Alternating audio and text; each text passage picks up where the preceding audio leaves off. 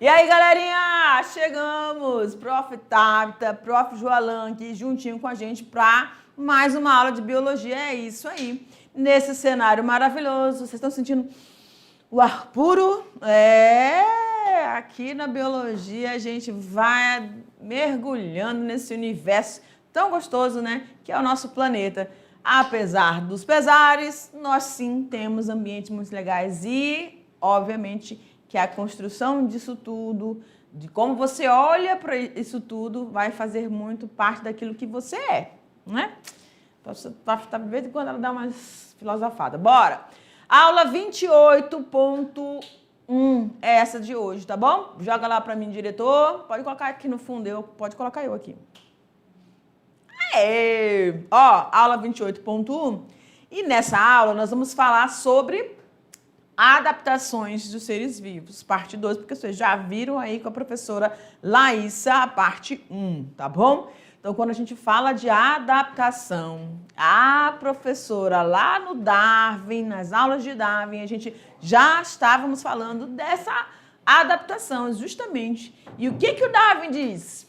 Que não são de forma nenhuma as espécies mais fortes que sobrevivem, e sim as mais bem adaptadas. Aí jogo para seu cotidiano na sua sala de aula. Às vezes você está numa turma, né? Porque a gente na mediação tem turmas grandes, turmas médias e turmas menores, certo? Mas nesse universo em que você está aí, dentro da sala ou no ambiente da escola toda, compartilhando, convivendo com os colegas, pode ser que alguma situação não esteja muito agradável. Mas quem é que vai ajustar isso? Você vai ter que sair? Não. Você pode se tornar adaptado ao ambiente que você está. Você vai aprender a conviver, vai aprender a se relacionar e aí, vai driblar todos os obstáculos. É mais fácil você sofrer esse ajuste aqui, e aqui, para que você tenha saúde, tá bom? Viva aí tranquilamente com todos, que isso vai ser benéfico para você, principalmente para aqueles que estão ao seu redor, que vão dizer, menino, que coisa, todo mundo caindo ao redor dela ou dele e a pessoa está ali. Pois é, faz parte, né? Então, adapte-se. Olha lá, parte 2 dos seres vivos, nós vamos falar sobre mecanismos de alimentação. É importante, não é? Tem gente aí já, né, que fica esperando a hora do intervalo, não é? Não, eu também, gente, ficava assim esperando. Eu era coleguinha parceirinha das tias da cozinha, mas, rapaz, mecanismos de reprodução, aguenta firme, tá bom? Mecanismos de ambiente e também e o nosso momento interativo, que é essa aula 28. Ei, promete, tá bom? Joga, diretor, me lembra aí que essa aula é reduzida porque os nossos meninos têm um momento interativo, tá bom? Vamos lá, então? Joga na telinha, olha lá. Vamos a alguns mecanismos de adaptação dos seres vivos. Então, a gente vai começar aqui dentro d'água, tá bom? Com os nossos maravilhosos, pré-históricos animais, que são os nossos jacarés, crocodilos e gaviais, né? São capazes de manter-se muito tempo quase submersos. Se você não marcar a canetinha, prof, aí não vai dar. Quase submersos, pois os olhos e as narinas estão localizados na parte de cima do crânio. Aqui na nossa região amazônica, temos os nossos jacarés que ficam nessa posição, mas sabe quem também fica desse jeito? Os nossos hipopótamos, né? Eles ficam lá, os orelhinhos deles lá em cima, os olhinhos aqui em cima, porque esses animais, eles gostam de estar nessa posição, meio que camuflados.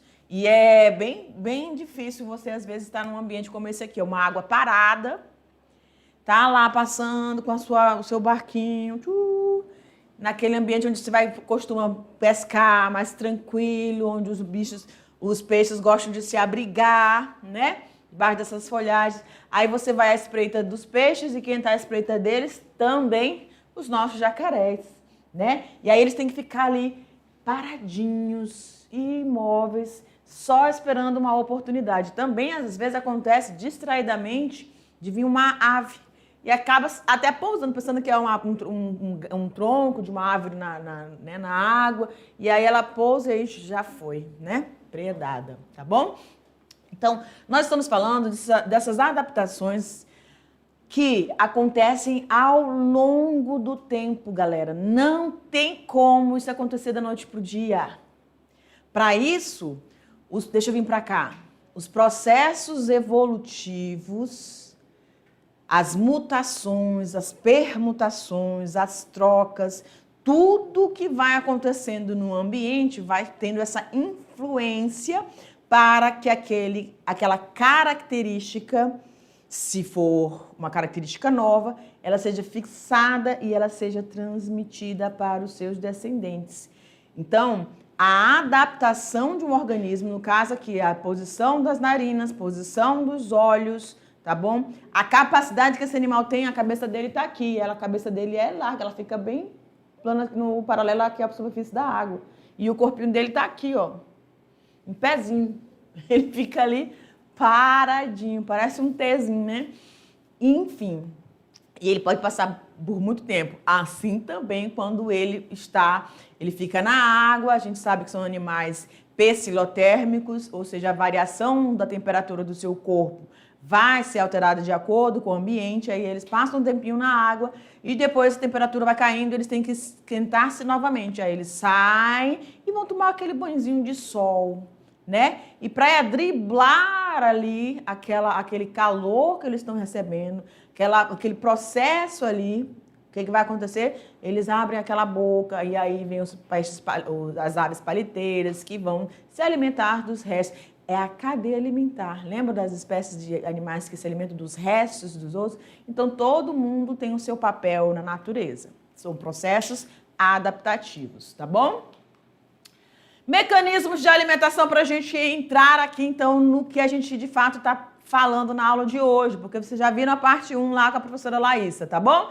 Quando a gente fala de alimentação, é importante, não é? Sim, porque dos processos metabólicos que nós já estudamos, fotossíntese, respiração celular, fermentação, quimiossíntese, que vocês viram lá no primeiro ano, vocês estão aqui no terceiro ano, mas esses conceitos não podem sair da mente de vocês, tá bom? De todos esses processos, autotróficos, heterotróficos, eles ocorrem nos grupos de organismos vivos para quê? Para gerar energia. Energia. Os autotróficos, ou seja, os que realizam fotossíntese e que realizam quimiossíntese, eles não precisam ficar se deslocando, eles estão lá no cantinho onde eles estão metabolizando, fazendo as reações químicas internas e obtendo a energia que eles necessitam para sobreviver. Agora, quando a gente fala de animais heterótrofos, então eles vão em busca, eles precisam de alimentos externos, aí a gente entra aqui. Para metabolizar tudo isso, eles vão ter órgãos digestórios com estruturas distintas em cada grupo de seres vivos para metabolizar o tipo de alimento que eles vão estar ingerindo. E para isso, como a gente sabe que é muito diverso, essa riqueza de recursos alimentares que tem em todas as áreas, tanto no ambiente aquático quanto terrestre, quanto no espaço aéreo, eles têm que ter adaptações para capturar. Alguns eles não têm muita habilidade de sair correndo para pegar o seu predador, mas eles são ali, ó, tipo os... Me ajuda aí, Lobinho. Os snipers. Exatamente, professor Joalan. Os snipers, gente, eu gosto muito de filmes desse tipo, né? Tem um menino de 16 anos e a gente curte isso. Eles ficam ali, ó, os bichos vêm passando, às vezes a cobra vem passando, as formigas e os sóis correndo, e eles ficam imóveis por horas. São treinados, é treinamento. Algumas espécies de seres vivos, de animais, também fazem isso. Ficam ali só na espreita. Vou compartilhar, acho que eu tenho tempo aqui para compartilhar uma. A gente estava em campo, alguns anos atrás, fazendo trilhas, e aí a gente passou perto de uma vegetação, tinha uma árvore caída, e assim, numa reentrância dessa árvore, a gente avistou uma jararaca. E ela estava ali escondidinha, a gente quase não percebeu, né? Ela tinha uma coloração mais clara, mas a árvore também era mais clara, então ela se camuflou utilizando essa coloração. E aí, o que aconteceu? A gente passou primeiro dia, e ela ficou ali durante 3 dias que nós passamos utilizando aquela trilha para fazer nossos avistamentos, ela estava ali. E aí, no 4º ou foi 5º dia, a gente só encontrou alguns vestígios de penas, tá? Então, esse animal, ele conseguiu o que ele queria, tá? Mas ele ficou ali na espreita, quietinho, tá? Só esperando o momento oportuno. E às vezes isso vai acontecer. Animais que não têm essa capacidade de sair correndo, mesmo aqueles também que fazem todas as armadilhas para poder, né, que caçam em bando, todo mundo tem as suas estratégias para conseguir esse recurso alimentar e o fim dele qual é? Obter energia para se manter vivo, tá bom? Então vamos lá. Em relação à alimentação, quando a gente fala aí desse grupo aqui, no caso aves, formato do bico ele é importante? Com certeza. Aí a gente tem arara, beija-flor, colhereiro. Então, olha só o design desse bico, gente. Você já viu a colher de pau da mamãe, da vovó, que fazia aquele mingauzão? Às vezes minha avó fazia, era lavadora, lavadeira, né? E ela fazia aquele processo, botava no caldeirão, fervia as águas. Não sei se vocês ouviram essa história, mas fervia água e botava um pau grande assim para poder mergulhar na água quente, para não se queimar. Então, lembra algumas estruturas que a gente utiliza no nosso cotidiano. Mas esses animais têm esse formato de bico, justamente, né, as pernas, aqui não dá para ver as perninhas dela, mas pernas mais longas, e ficam nesses ambientes com a vegetação que fica aí sobre a água mais parada, tá bom? Ele vai sentindo o movimento desses organismos. Pela vibração, eles conseguem ver até se esse animal é maior ou menor, se a investida dele no ataque, no bote, realmente vai conseguir êxito. Obviamente, ele vai fazer mensurar, né? Olha só a capacidade desses animais. Ele vai fazer uma mensuração. Será, né? Isso a gente falando aqui na linguagem humana, né, gente? Mas ele tem essas adaptações para sentir e perceber o momento certo dessa investida. Pode ser que não seja positiva, mas ele vai tentar. Aí a gente tem aqui os nossos animais também que gostam de se alimentar daqueles frutos mais duros, mais resistentes. E aí o formato do bico é justamente para que aquele fruto se encaixe perfeitamente e ele consiga perfurar, quebrar aquela castanha daquele fruto e aí conseguir se alimentar. E a gente tem aqueles animais que podem ser nectívoros, insetívoros, né? E tem uma exudação que sai das árvores, que também existe um grupo de seres vivos específico, também tem que ter um aparelho bucal, né, específico, normalmente no grupo dos insetos, para se alimentar daquilo que está disponível na natureza. Galera, tudo, absolutamente tudo que está na natureza, ela vai servir de alimento para alguém. Ah, aquele monte de folha, eu jogo lá junto tudinho, né? Vai se acumulando, os fungos vão fazendo a parte deles, as bactérias vão fazendo a parte delas. Então, tudo tem um sentido no ambiente. Para isso, existem grupos com um volume maior, de número de indivíduos maior, um grupo de indivíduos com um número menor, mas todos vão estar fazendo a sua parte, todos vão prestar um serviço ambiental. É por isso que a gente fala que não é equilíbrio, mas na natureza precisa existir essa harmonia dessa quantidade de seres vivos que estão presentes naquele ambiente. Quando o recurso alimentar se torna escasso, a disputa entre eles pelo recurso, se for o mesmo recurso, vai aumentar. Isso não é interessante, tá? Mas acontece. E muitas vezes a gente mesmo provoca essas diferenças aí, né? Faz com que esses animais acabem entrando numa disputa, que disputa é gasto de energia. Então não se meta em briga que ninguém lhe chamou, não vai gastar energia à toa, tá bom? Vamos continuar aqui. Aí a gente tem, ó, outros formatos de bicos, tá bom? Existe processos evolutivos, gente, a coevolução, eu acho lindo, olha aqui, ó. Isso aqui é coevolução. Olha o formato dessa flor e o formato do bico dessa ave. Ela é uma espécie de ave que se adaptou naquele ambiente que ela está, onde estava presente esse tipo de flor, que produz o néctar que ela gosta, que ela tem admiração ali, o desejo de se alimentar, eles evoluíram, coevoluíram para se tornarem adaptados. Uma ave com bico retinho um beija-flor não vai conseguir ter o mesmo êxito que essa ave, que é ambas. Lembra lá da convergência? Exatamente. Então, elas coevoluíram juntos e acabaram se adaptando para que realmente uma fosse benéfica. Porque, professora, mas a florzinha lá só serve de alimento? Não. As aves e outros animais que estão ali voando, circundando, acabam nos movimentos das asas ou no movimento de captura mesmo do néctar, fazendo com que haja uma autofecundação ou leve os grãos de pólen para uma outra plantinha que tem essa mesma flor, que é, ou seja, o macho ou fêmea, para poder fazer o cruzamento. Então, elas coevoluíram porque ambas são importantes umas para as outras, tá bom? Uma para a outra. Seguindo, formato e disposição dos dentes. Quem já passou por uma situação dentária em que uma inflamação, né, aconteceu alguma coisa, uma situação que você ficou impossibilitado de mastigar. Nós temos incisivos, premolares e molares, superiores e inferiores, para permitir, e a nossa língua, né, o palato do céu da nossa boca, tudo que está aqui é ajustado para receber o alimento que você vai precisar ingerir.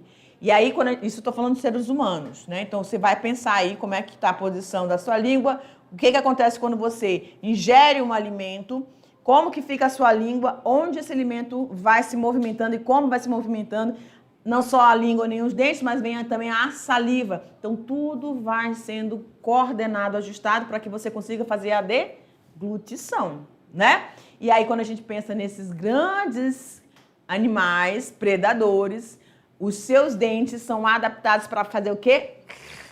Rasgar o tecido da pele das suas presas, para que eles rapidamente se alimentem e vão em cima daquilo que eles querem, aqueles órgãos quentinhos para servir de alimento, para gerar energia ao seu organismo. E aí a gente também tem animais que, apesar de terem essas dentições, eles são animais herbívoros. Então, mesmo os carnívoros e os herbívoros, eles têm dentição ajustada para a atividade que eles vão executar dentro do seu ambiente, tá bom? Ou de floresta, ou uma área de pantanal, né? Enfim, tá? O ambiente onde eles estão inseridos. Todos são importantes dentro da cadeia, quando a gente fala de cadeia alimentar. Formato da língua, que eu tinha falado anteriormente, mas olha aqui, a gente está falando de um especialista, né, em que a sua língua evoluiu para ser uma estrutura altamente pegajosa e para que numa investida, quando ele encontra ali ou cupim ou formiga, ele introduz essa língua nesse ambiente e ele retire o máximo possível, porque você já percebeu, as formigas, quando eles detectam qualquer sinal químico, elas, correm. E elas já sinalizaram ali para as outras, sempre tem uma, né? Uma não, né? Um grupo que identificou o alimento, corre lá e avisa para as outras, daqui a pouco lá vem todinho. Não, tem alguma coisa aqui interceptando, jogaram água, jogaram alguma coisa. Aí essas algumas já morrem de início, porque entram em contato pela primeira vez, aquelas que escapam dessa investida, elas correm e avisam as outras, vamos desviar aqui, porque não dá para passar por aqui não, é perigoso. Então, eles têm que ter essa sinalização, eles têm que ter essa comunicação. E na natureza, essas comunicações são belíssimas, porque cada grupo de ser vivo vai ter um tipo, né? Aí, aqui, eles com as garras, né, as unhas grandes, elas andam com as patinhas retorcidas, mas não faz movimento de nada. Um animal tão grande, gente, enorme, né? Como nós tomando uma bandeira, eu já tive a oportunidade de visualizar um passando assim, dava para me pegar, né? Mas eu não ia fazer isso. Ele passou aqui assim, tranquilamente, só passeando, né, no meio da mata. Muito lindo, mas é tão grande e não faz barulho de quase nada, né? Então, eles precisam ser silenciosos, eles precisam ter esses processos também de ir em busca, né? Ou olfato também aguçado para poder localizar Você que já se deparou com tanto cupins quanto formigas, formigueiros, eles têm quando eles aumentam um pouco essa intensidade desses feromônios que eles liberam aí para sinalizar diferentes situações, mas quando eles emitem esse cheiro, às vezes é perceptível, né? Muitas vezes é perceptível para nós. Outro dia aconteceu isso lá em casa. Eu comecei a sentir o cheiro de formiga e eu não estava vendo. Eu falei, meu Deus, eu estou sentindo o cheiro muito forte delas e não estava vendo de onde. Aí fui lá procurar, até que eu localizei, estava vindo de fora, tinha chovido muito, então elas estavam migrando ali e eu deixei elas fazendo o papel delas, né? Pode migrar, pode passar, que elas estavam passando pela minha casa, então eu deixei tranquilo, tá bom? Mas essas sinalizações, elas são importantes para que esses animais consigam obter o quê? Os seus alimentos, tá bom? E os onívoros, hein, galera? Pois é, os onívoros são aqueles que você der, né, eles vão estar usufruindo. Ou seja, são aqueles animais que não passam fome de jeito nenhum.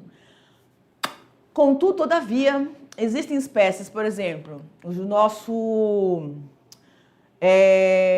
deixa eu ver se eu me recordo. Lobo, eu acho que é o lobo ou é a raposinha? Acho que é o lobo-guará. Alguns anos atrás, eles descobriram que, devido à escassez de determinados alimentos frutíferos que eles gostam, aliás, de animais carnívoros, eles acabaram, nesse momento de escassez de recursos, se alimentando de frutos que estavam disponíveis. A quantidade de animais que eles gostavam de comer, predar, não estava disponível, e eles começaram a se ajustar. Então, isso pode ser, né, foi detectado, foi registrado em artigo científico, não era comum, então foi notificado, foi registrado essas informações, por isso que é importante as pesquisas de campo, porque alguns comportamentos que são alterados devido a uma situação de recursos no ambiente, pode ser escassez de parceiros sexuais, pode ser a escassez de recursos alimentares, pode ser a escassez de espaço, tá? Para que esses grupos convivam, né? Então, tudo isso vai fazer com que possa haver os ajustes. E aí é onde a gente consegue acompanhar as microevoluções, né? Que é muito importante. Então, os animais onívoros, eles vão se aproveitar, vão utilizar o que tiver disponível naquele ambiente. Tudo bem? Vamos passar agora para a reprodução, que também é muito importante, né? É ou não é? Se não tiver reprodução, seja ela sexuada ou assexuada, o número de indivíduos não vai mais existir. Ou seja, essa espécie vai entrar em extinção. Preocupante, né? Preocupante. Enfim, não vou filosofar sobre isso não, mas vamos embora. Reprodução, galera. Desenvolvimento incompleto com estágio larval. Pois é, existem organismos que assim fazem, né? Evolutivamente se desenvolveram dessa forma. Onde alguns vão formar girinos, alevinos, né? Girinos no caso dos anfíbios, alevinos no caso dos peixes. E nesse estágio aqui, também foi registrado por artigos científicos a predação voraz e a alimentação voraz desses animais. É muito legal. Por quê? Os anfíbios, no caso, lá nas florestas, na nossa floresta amazônica, que muitas plantas, tanto folhas quanto flores, acumulam água, algumas dessas espécies, gente, de búfalos, de sapinhos, tá? Não sei como, que eu nunca vi, tá? Subindo, mas eu já registrei numa altura que você olha e falei, são búfalos, ou seja, são sapos, não tem aquelas habilidades das pererecas de ficar escalando nada, não. Mas eles estavam lá em cima. E aí, esses animais, eles acabam desovando nessa quantidade de água. E aí, eles ficam ali, ó, tá? Seus girinos. O que vai acontecer? Vem um mosquito, né, coloca ali seus ovos, e aí esses ovinhos eclodem tudo, geram as larvas, e eles vão se alimentar daquelas larvas, ou seja, eles fazem o controle populacional, tá, desses organismos. Então, lembra que a gente falou em aulas ali atrás? Tem que haver na natureza algo para controlar a quantidade de vida que está sendo gerada, né? existem espécies que se reproduzem mais e espécies que se reproduzem menos. Normalmente, aquelas que se reproduzem com grande quantidade, no caso dos anfíbios, dos peixes, né? Uma desova vários, porque é muita predação. Então, eles servem de alimento nesse estágio de vida para vários outros grupos de seres vivos, tá bom? Então, por isso é muito predado. Poucos conseguem chegar à maturidade sexual e deixar os seus descendentes. Mas, então, por isso a gente tem essa variedade de formas de reprodução. Então, vai haver aqueles que vão ter esses ciclos que têm um processo de metamorfose, tá bom? As borboletas também, né? Se você lembrou aí, né, Henrique? O Henrique lembrou das borboletas quando está falando ali da metamorfose. Olha aí que legal. Seguindo. Aí a gente tem aqui esse ciclo, tá? E aí, obviamente, que eu não posso deixar passar. Então, você tem aqui, ó, do ovo, a forma dos girinos, né, os filhotes aqui, os girinos, aí as nadadeiras, caudal ainda, a emissão das patinhas, o retraimento, ou seja, a reabsorção da cauda para se transformar no anfíbio adulto. Tudo bem? Quando chega nesse estágio aqui, adulto, ele vai buscar a sua parceira. Para isso, ele faz a emissão da vocalização. Começa aí vários ritmos de vocalizações, né? Eu já tive também diante de uma que parecia um bebê. Eles chamam esse sapo de Moisés, né? Porque você lembra da história de Moisés, se você conhece a história da Bíblia? Foi colocado lá no cestinho, jogado lá no rio. Pois é, o coachado, ele parece o choro de um bebê, galera. Você fica doido no meio da mata, quem foi que botou um neném aqui, né? A história de Moisés já passou, mas é muito parecido. É porque eu não gravei. Mas é interessantíssimo. Fiquei louco. Falei, gente, barulho de bebê perfeito. Então, cada um vai ter um tipo de vocalização. E aí, eles vão fazer o que nós chamamos de amplexo nupcial. O macho, normalmente menor, localiza a fêmea, ele vocaliza, a fêmea vai até ele. Então, a fêmea vai se aproximando, ela gostou da vocalização, falei, poxa, ele passou, 2, 3, 4 horas, passou a madrugada todinha, esse aí é um bom reprodutor. Aí ela vai, se aproxima e vai ter o processo. Reprodução e fecundação externa, tá, gente? Ele massageia o ventre dela, ela libera os seus ovos, ele libera o espermatozoide, ele se encontra, vai ser externamente. Não tem nada de cópula, tá bom? E aí, eles vão ter vários, né, os ovinhos ali, vão ser a sua ninhada ali, tá certo? Vamos seguir, senão a gente não termina. Desenvolvimento exclusivamente dentro dos ovos. No caso aqui, os ovíparos, tanto aves quanto répteis, alguns dos répteis vão apresentar esse tipo de reprodução. E para isso, gente, o processo a casca do ovo é um processo evolutivo. Lembra da transição dos anfíbios? Répteis, então eles migraram para o ambiente terrestre, eles precisavam se adaptar cada vez mais ao ambiente terrestre. E isso aqui é uma adaptação, porque esses ovos, eles permitem, né, através dos seus orifícios, eles permitem as trocas gasosas entre o ambiente e permite também, através do vitelo, com que esse organismo se mantenha vivo ali dentro desses ovos pelo tempo que necessitar, tá bom? Ao eclodirem, eles conseguem, então, alguns, nesse caso aqui, se tornar grandes predadores, já nadam ali, aqueles que encontrarem pela frente, eles vão capturar, vão se alimentar. Os pintinhos também são muito curiosos, mas eles são muito de aprender com a mãe, né, a galinha ali, ou patinho também, que seja, tá bom? Seguindo. Já esqueci quantas lâminas são, mas vamos embora. Desenvolvimento parcial dentro do ovo e no interior do organismo materno. Aí a gente tem os ovovíparos. Se você nunca viu, tá? Esses animais, o processo de liberação, né? No momento do parto, dá uma procurada na internet que você vai achar muito legal, tá? Perdão. E aí eles têm esse processo, né, dos ovos internamente, e aí eles conseguem fazer esse processo de desenvolvimento utilizando-se também dos ovos, tá bom?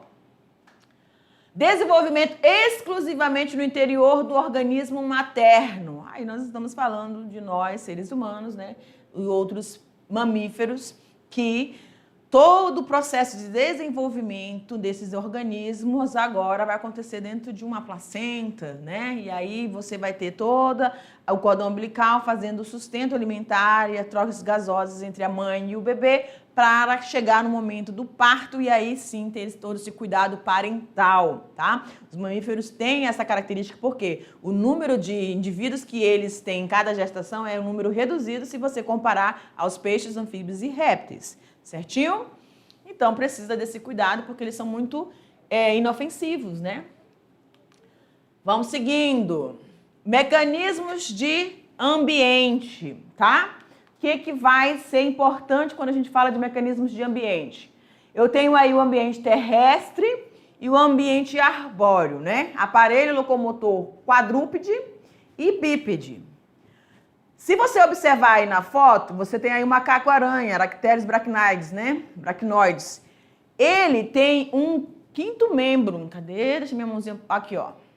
Ele tem os membros anteriores, posteriores e a cauda dele serve como um quinto membro, que eles também conseguem ficar dependurados e aí fazer os bailes dele, né? Eu acho lindo eles se locomovendo, parece um baile, né? Eles andam para lá e para cá e tentam ameaçar também, gostam de fazer umas ameaças, né? Até interessante. Como eles não assustam, pelo menos para mim não assustam, porque eu acho eles lindos, né?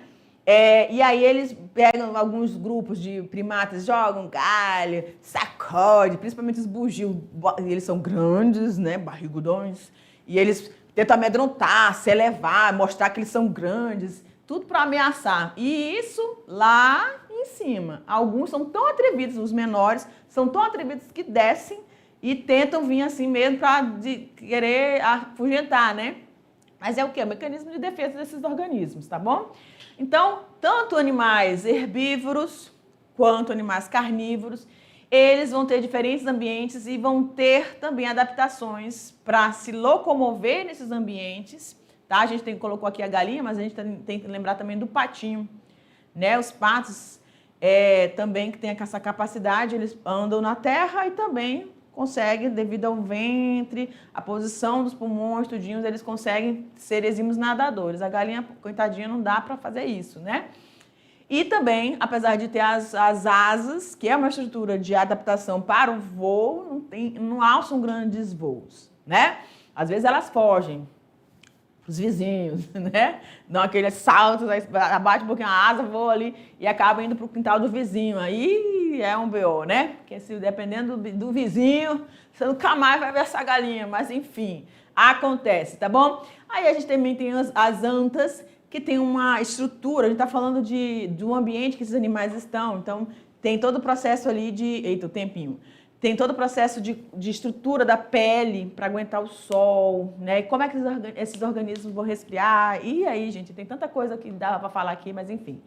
O ambiente aquático, aí você vai ter esses animais que vão ter a capacidade, olha a cauda deles, é achatadinha, tá? Para que eles sejam como um leme, para ajudar e orientar eles no movimento dentro da água. E aí eles conseguem, quando eles conseguem capturar a presa, eles colocam, né? Ou às vezes os filhotes ficam nessa posição aí na região ventral deles, faz aquela festa. A ariranha também com a capacidade de ser rápida dentro da água para fazer suas predações. E o espaço aéreo também, no caso dos morcegos, a gente tem aí dentro do grupo dos morcegos insetívoros, nectívoros, enfim, frugívoros, né?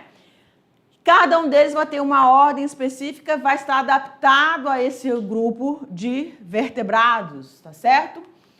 E aí, essa diversidade vai fazer com que haja um povoamento desses ambientes, tanto terrestres quanto aquáticos. Logicamente que evolutivamente vai existir aquela espécie, como eu acabei de falar ali, mesmo tendo estruturas para desenvolver certas funções, não vai ser assim, né? Como a gente tem as emas, tá? Pinguins. Então, cada um vai ter uma estrutura adaptada para aquele ambiente, tá bem? O dodô, que aí foi uma ave extinta, mas ela não era muito esperta, mas também contribuiu e muito aí nos processos evolutivos. Galera, agora você vai ficar aí com o momento interativo. Nós temos 3 etapas desse momento interativo. Professores presenciais, Mandem a foto das execuções, que a gente está curioso para saber como que esses meninos se desvencilharam em cada pergunta, cada joguinho, cada atividade que nós propomos dentro dessa sequência, tá bom? Beijo grande, tchau!